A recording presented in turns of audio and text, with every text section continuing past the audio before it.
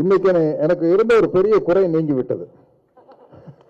என்னன்னா, தம்பிக்கிட்ட ஏதாச்சும் ஒண்ணு வாங்கணும்னு பிளான் பண்ணிட்டு இருந்தார். பெரியார் படத்தில் நடிச்சதுக்கு நான் சம்பளம் வேண்டாம்னு சொல்லிட்டேன்.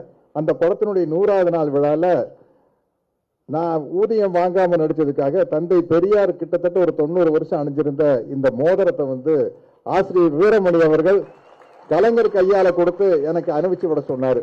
அது இப்போ என் விரல் இருக்குது. அதே மாதிரி என்னுடைய மக்கள் தலைவர் எம்ஜிஆர் அவரை நான் சந்திச்ச பொழுது, உனக்கு ஏதாச்சும் நான் கொடுக்கணும், என்ன வேணும்னு கேளு அப்படிங்கிறாரு. எனக்கு திடீர்னு என்ன கேட்கறதுன்னு தெரியல. என்னென்ன அப்படின்னா, இல்ல நீங்க ஏதாச்சும் கேளுங்க அப்படின்னா, நீங்க எக்ஸசைஸ் பண்ற தம்பிள்ஸ் இருந்தா கொடுங்க அப்படின்னா சிரிச்சாரு. தலையில பெருசா ஏதாச்சும் கேட்கிறாரு. எனக்கு பெருசா கேட்க தெரியலீங்க, என்ன பண்றது தெரியல அப்படின்னா, உடனே உதவியாளரை கூப்பிட்டாரு. உள்ள போய் ஒரு கரலாக்கட்டை எடுத்துட்டு வந்து கொடுத்தாரு. இன்னைக்கு அன்பு தம்பி எழுச்சி தமிழர்கிட்ட இருந்து ஒரு 50,000 ரூபாய் செக் வாங்கிட்டார்.